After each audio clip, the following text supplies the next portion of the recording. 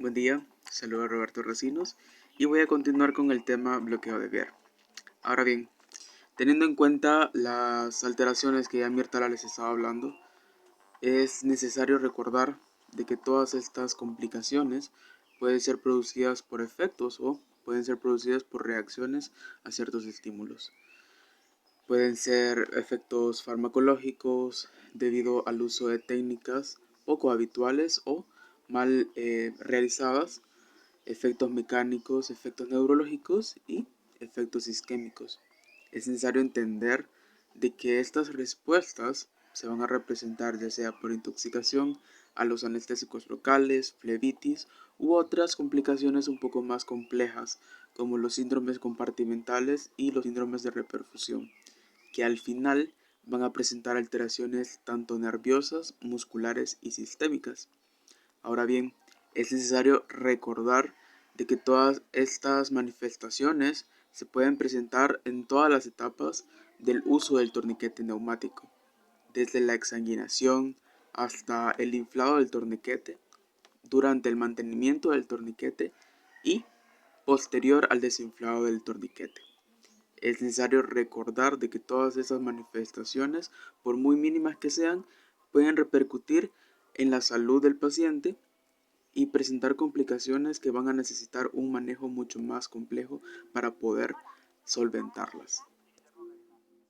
Antes de describir cada una de las alteraciones y síndromes posteriores al uso del torniquete, vamos a tratar de comprender qué es lo que ocurre con el miembro al aplicarse cierta presión durante un tiempo prolongado. En esta parte vamos a hablar acerca de la célula y sus demandas metabólicas, asimismo de la bioquímica que comprende para cumplir todas sus funciones importantes. Tenemos de que tanto las células y los tejidos son muy susceptibles ante la demanda de glucosa y también son muy sensibles ante los efectos hipóxicos. Entonces, teniendo en cuenta que mediante un momento hipóxico, las células van a necesitar aún más esta demanda de glucosa para poder cumplir todas sus acciones metabólicas o, propiamente dicho, su ciclo metabólico o ciclo del ATP. Teniendo en cuenta esta parte, si una célula o un tejido no cumple las necesidades energéticas o metabólicas, se pueden ver afecciones tanto como disminución de las funciones metabólicas, aumento de la permeabilidad de la membrana. También podemos observar daño celular progresivo y posteriormente una muerte celular. Ante estas circunstancias, de acuerdo al Tratado de Fisiopatología Quirúrgica, se han establecido ciertos criterios que dicen y manifiestan que las células han podido desarrollar diferentes factores protectores que las hacen tolerantes ante estos efectos de isquemia. Se dice de que a las células como método o mecanismo de protección han sabido adaptarse a diferentes cambios y pueden producir una disminución de las paradas metabólicas y también puede disminuir los bloqueos de los canales, ya sean estos de sodio, calcio o potasio. Asimismo, al tener todas estas relaciones, también podemos hablar de una disminución en las demandas de ATP, disminución en la producción de sustancias finales del metabolismo y asimismo aquellas sustancias que son tóxicas para el mismo sistema del paciente. Ahora bien, eso no significa de que no puedan repercutir o no puedan producir daños en tiempos o mediante prolongaciones isquémicas, sino que la acumulación de estos factores o la acumulación de estas sustancias pueden producir esos daños que más adelante se puedan hablar. Tenemos el síndrome de reperfusión y este lo vamos a delimitar como una respuesta sistémica a todas aquellas alteraciones metabólicas que acontecen durante la reoxigenación del tejido isquémico. Este tipo de síndrome lo vamos a poder evidenciar en aquellos pacientes en los cuales se les ha aplicado un torniquete neumático y que la lesión muscular puede ser evidenciada pasados 30 a 60 minutos después de haber inflado el torniquete. o en aquellas situaciones en las que el torniquete se ha prolongado por mucho más tiempo. Tenemos que, en cuanto a la fisiopatología de la reperfusión, esa la podemos clasificar en dos partes, como una fase 1 y como una fase 2. A la fase 1 la vamos a conocer como la acumulación de sustancias. En ese sentido, recae la diapositiva anterior, en la que los productos metabólicos producidos en la hipoxia se van a acumular en esta lesión mediante se mantenga el torniquete. Entonces, dentro de estos metabolitos vamos a tener el aumento del lactato, el aumento del potasio, aumento de la presión parcial de dióxido de carbono. También vamos a tener una disminución muy significativa de la presión parcial de oxígeno y una disminución del pH, lo cual va a evidenciar un estado de acidosis.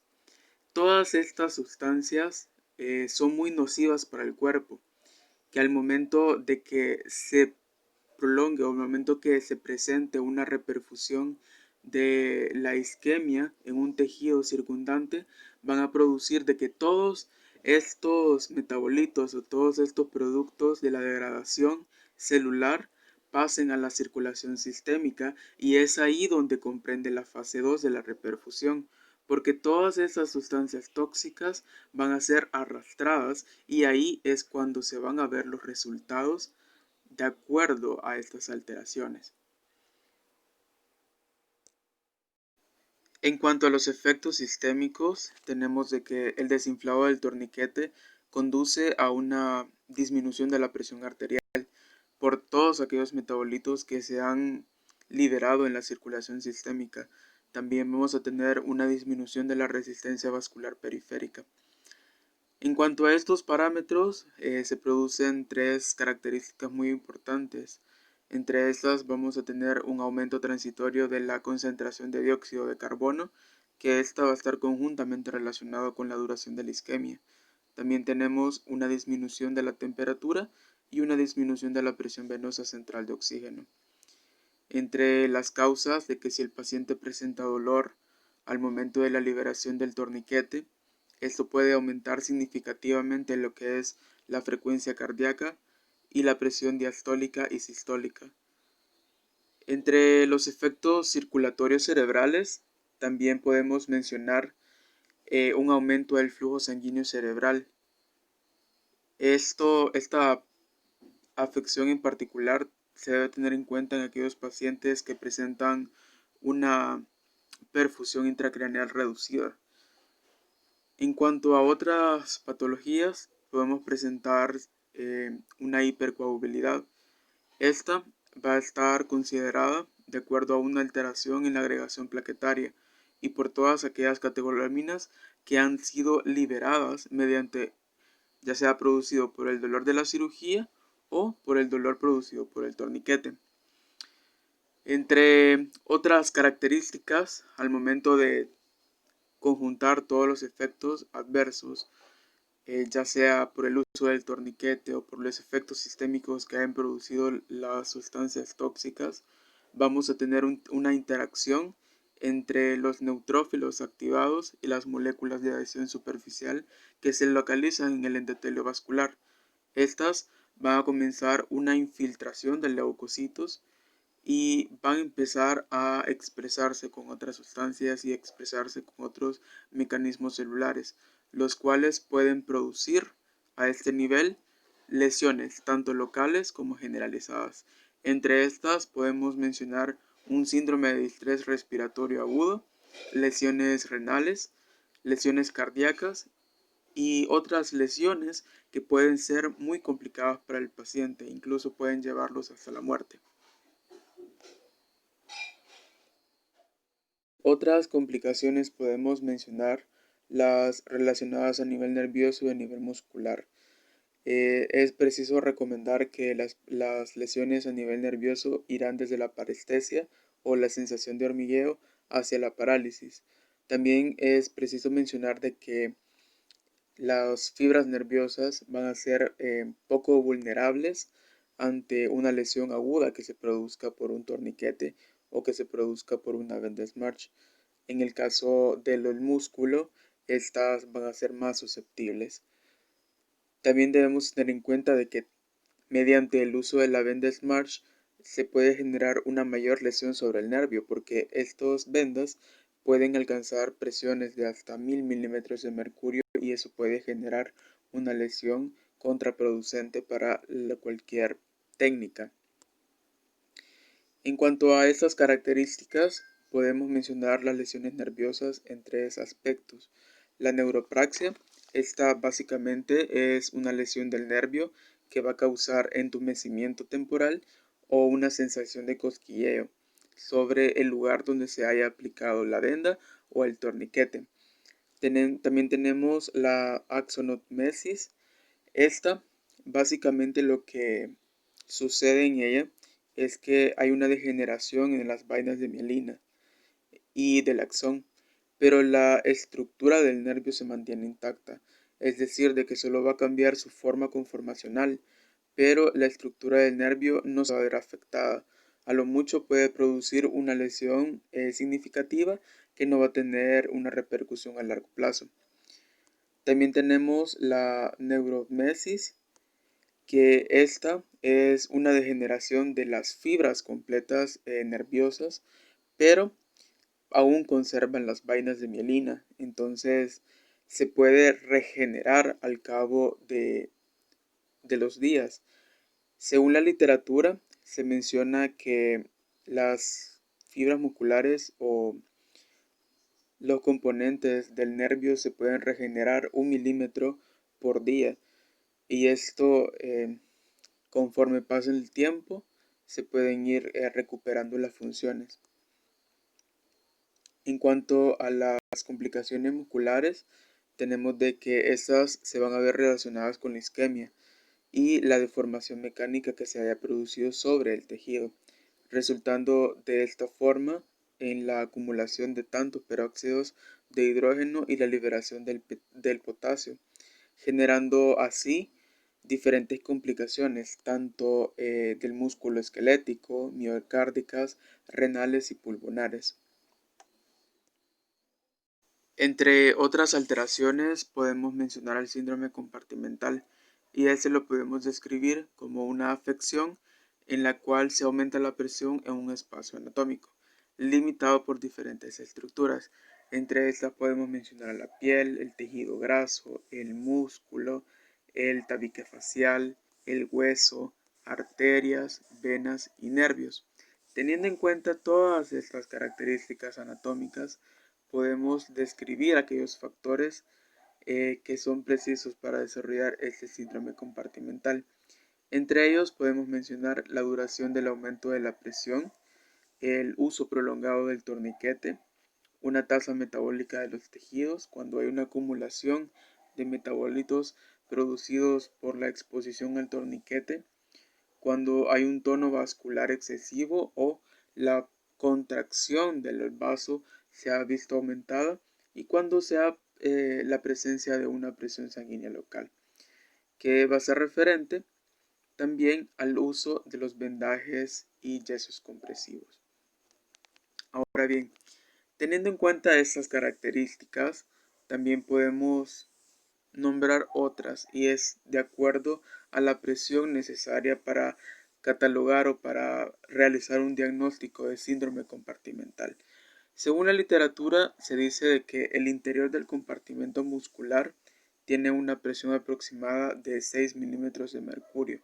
Entonces, todas aquellas presiones que excedan de 30 a 40 milímetros de mercurio se pueden catalogar como la presencia del síndrome compartimental. Ahora bien, ese síndrome es muy doloroso, el paciente se queja mucho, siente ardor, siente dolor, una queja incontrolable, y va a ser necesario actuar de forma inmediata. Al cabo de 30 minutos de iniciada la isquemia se va a presentar este dolor agudizado, que se va a estar de acuerdo a características como parestesias e hipoestesias. Y al cabo de 4 a 8 horas después vamos a presentar una disfunción muscular. Ahora bien, El tratamiento específico para poder tratar el síndrome compartimental es la fasciotomía. Esta consiste en incisiones que se realizan sobre el miembro para poder liberar toda esa tensión acumulada. Ahora bien, todas estas características son importantes al momento de realizar un bloqueo de vía, porque esto puede agravar aún más la situación del paciente. En cuanto a la intoxicación por anestésicos locales, tenemos de que estas alteraciones se pueden presentar tanto a nivel del sistema nervioso central como a nivel cardiovascular. También podemos mencionar de que de acuerdo a los signos y síntomas que presenta el paciente, estos se pueden clasificar como bajas, medianas y altas. Por ejemplo, si un paciente presenta síntomas referentes a una clasificación baja, el paciente se va a sentir con vértigo, somnolencia, un sabor metálico en la boca, se va a presentar intranquilo o inclusive puede presentar entumecimiento en ciertas partes del cuerpo. Si el paciente presenta una clasificación mediana, de acuerdo a sus signos y síntomas, vamos a tener de que a nivel del sistema nervioso central, primeramente va a presentar taquicardia, luego confusión, agitación, contracciones musculares involuntarias e inclusive puede presentar convulsiones tónico-clónicas. A nivel cardiovascular puede presentar hipertensión y arritmias. Y si el paciente ya se cataloga como una clasificación alta, vamos a tener que sus signos y síntomas a nivel del sistema nervioso central van a ser una depresión total y significativa del sistema nervioso central, con pérdida de la conciencia, el paciente puede estar en un estado de coma y a nivel cardiovascular vamos a tener una hipotensión arterial con bradicardia, asistolia y posteriormente se puede producir un paro cardíaco. Ahora bien, debemos tener en cuenta de que todas estas alteraciones ante anestésicos locales pueden producir diferentes efectos cardiotóxicos. Y estos efectos cardiotóxicos son algunas características como una deficiencia en la conducción cardíaca, también puede presentarse una deficiencia en la contractilidad y una deficiencia en el metabolismo cardíaco. ¿Qué se puede hacer ante el manejo inicial ante un paciente de que presenta una intoxicación por anestésicos locales? La primera pauta o la primera estrategia es tener un manejo total sobre la vía aérea del paciente. También se debe restaurar lo que es la perfusión coronaria y asimismo la oxigenación del miocardio. En cuanto a los mecanismos de cardiotoxicidad, según la literatura no se sabe con exactitud cómo es que resultan estos mecanismos, pero es necesario recordar ciertos pasos o ciertos aspectos fisiológicos que ocurren en el corazón para poder entender cómo es que los anestésicos locales pueden llegar a tener un efecto tóxico sobre el corazón. Tenemos en cuenta que el corazón o la contracción del corazón es llevada a cabo por diferentes impulsos eléctricos. Estos impulsos eléctricos son generados por potenciales de acción que van a generar una despolarización de la membrana. Entonces, cuando un potencial de acción necesario y único produce una despolarización que es un cambio de energías sobre la membrana del corazón, lo que se produce es una apertura de canales de sodio. Entonces, va a permitir todo el sodio o el sodio necesario que se encuentre en el exterior, va a pasar hacia el interior de estos canales y se va a producir lo que es una contracción muscular, en este caso el músculo cardíaco.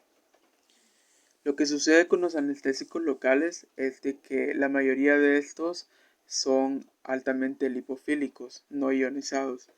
Eso significa de que pueden pasar fácilmente a través de las membranas, ya sean celulares, neurales o cardíacas.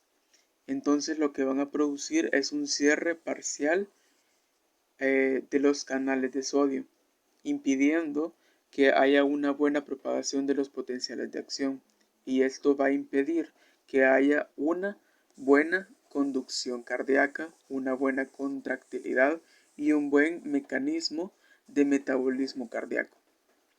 ¿Qué se puede hacer en esos casos? Tenemos diferentes aspectos, pero uno de los más específicos y que más entra en controversia es la terapia con lípidos. Se dice de que cuando se usa una terapia con lípidos, estos pueden actuar como un medio en el cual los anestésicos locales se pueden sumergir, y además de esta forma los anestésicos locales pueden ser encontrados con mucha mayor rapidez y se pueden ser extraídos. Lo que va a mejorar es de que va a permitir un mejor efecto benéfico ante esta terapia hacia la manipulación de los anestésicos locales.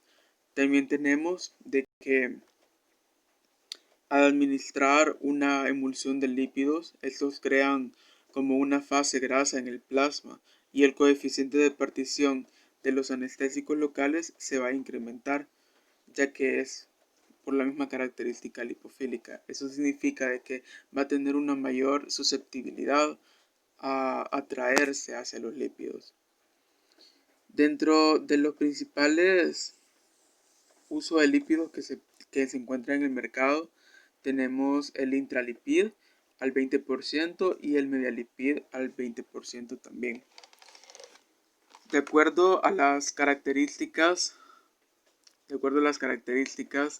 eh, del uso de estos lípidos para el manejo de la intoxicación por anestésicos locales, tenemos que se pueden utilizar bolos de 1.5 ml por kilogramo de peso. También si se introducen por infusión, por lo menos hay que estar requiriendo que sean de 10 minutos en 10 minutos. Después de haber estabilizado al paciente, se puede utilizar dosis de 0.25 ml por kilogramo de peso por minuto. También, si la circulación no se restablece satisfactoriamente, dar un nuevo bolo de infusión de 0.5 ml por kilogramo de peso por minuto, y al cabo de 10 ml por kilogramo de peso es recomendable utilizar una dosis mayor. También se debe tener en cuenta el manejo de las convulsiones, porque esto va a ayudar a prevenir lo que es una incidencia sobre la acidosis y la hipoxemia. Al tener un manejo de las convulsiones, también se pueden evitar otras consecuencias que pueden ser perjudiciales para el paciente. En este caso se pueden utilizar benzodiazepinas, o también se pueden utilizar en casos de que no se tengan a la mano benzodiazepinas, se puede utilizar propofol, o también se puede utilizar dosis pequeñas de succinil.